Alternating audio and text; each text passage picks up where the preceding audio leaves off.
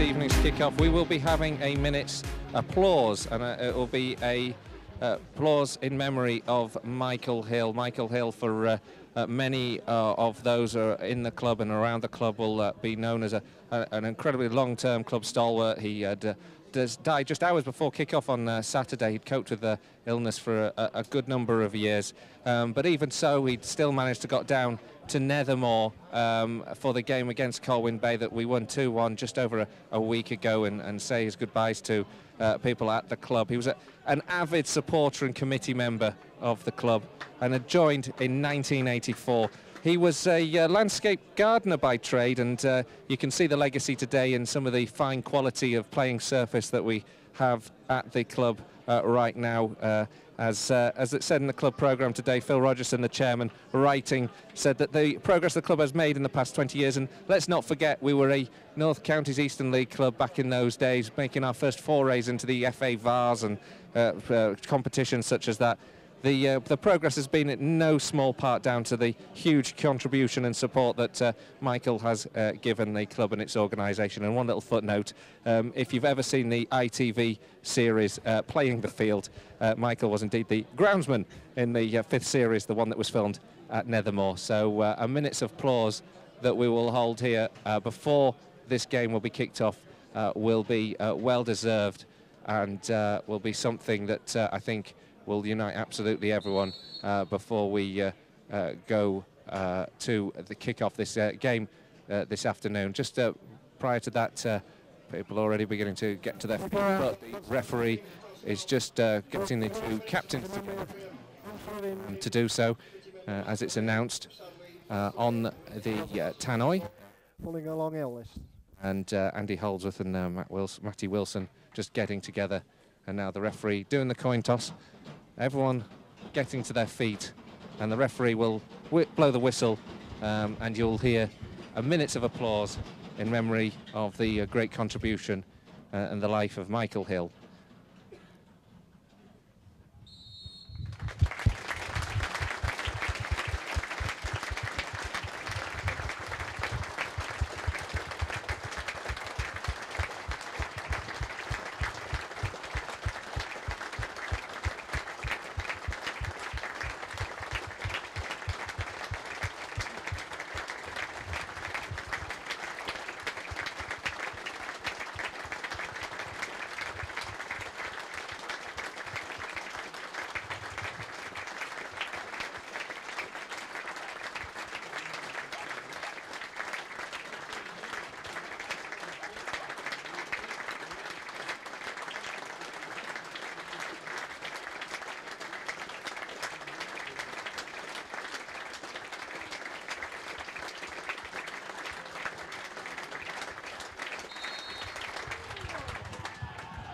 Well, a great minute of applause.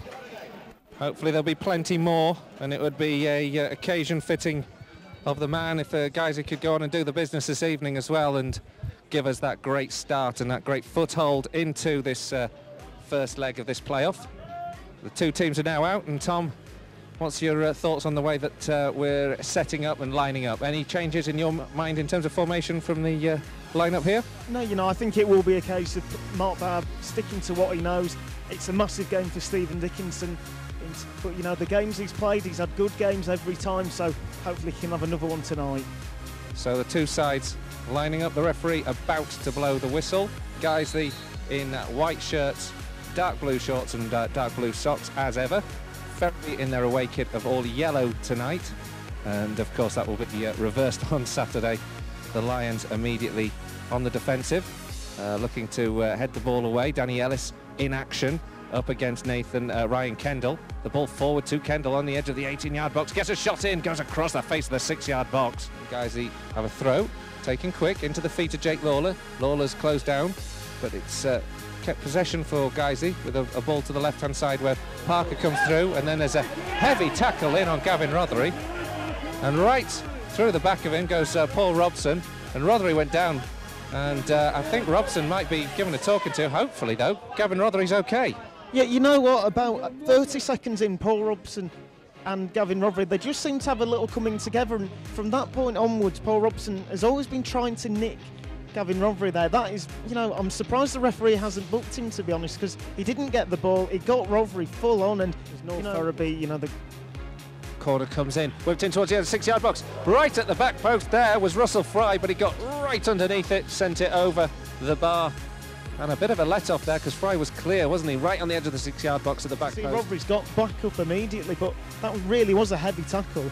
The goal in the other playoff semi, we'll bring you that in a moment. Brooksby's got the ball at the moment, whips it in towards the back post. Ellis with the header. There's the offside flag already up.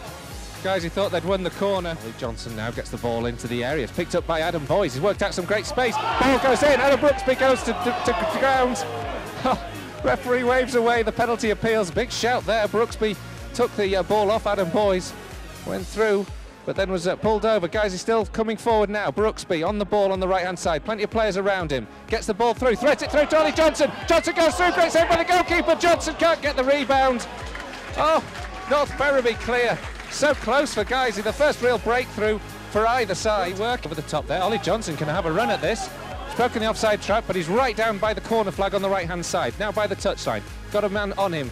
Ollie Johnson just turns inside, goes back to the byline, gets the ball across. Boyes gets a header across the face of goal. Headed to goal, bound by Gavin Rodri, but cleared by Ferriby right on the line there. Lions almost making the breakthrough again, but now have to be wary of the counter-attack. Liam King coming over the halfway line now for the visitors. He's a good distance from goal, but plays it down the left side for Emerton. Emerton gets it back into the area. Danny Ellis is there to sweep that up. That's the kind of performance you need if you're going to win a game like this. Your strikers doing the dirty work alongside the midfield and the defence. And Ollie Johnson and Adam Boyes, they're both not afraid to make a tackle, and so far they've been able to just help the defence and midfield, making a couple of crucial tackles.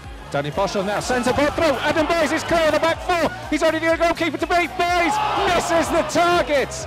Oh my word. Oh no, what a chance that was. Adam Boyes was sent through brilliantly.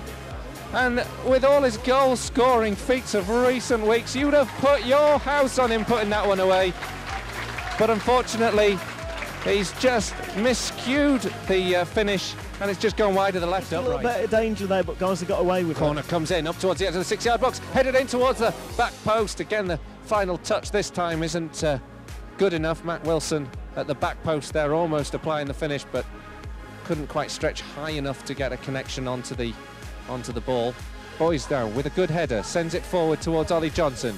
Johnson and Boyes combine well. Johnson's onside, goes towards the byline. In the end, the linesman's flag comes up so late, so frustrating. And in the end, I did think there might have been a question in it, but we'd all just got ourselves into gear to think that Ollie Johnson was through in goal before the flag popped up, just to spoil things. Well, yeah, you know, I think all the fans were just getting on the edge of the seat. They were ready for Ollie Johnson to run through on goal. The flag goes up a few seconds later than you'd expect. Danny Ellis clears. Boschel sends it forward. Flick on from Ollie Johnson. Boyes in a race. He's beaten the fullback. Goes through on goal this time. Applies the finish. Adam Boyes has scored the goal that gives Guiseley the lead.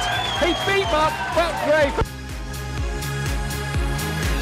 And after 30 minutes, and the opening goal of the game in the 37th minute. Well, Adam Boyes may have missed that first chance of action. Boise, Adam Boyes!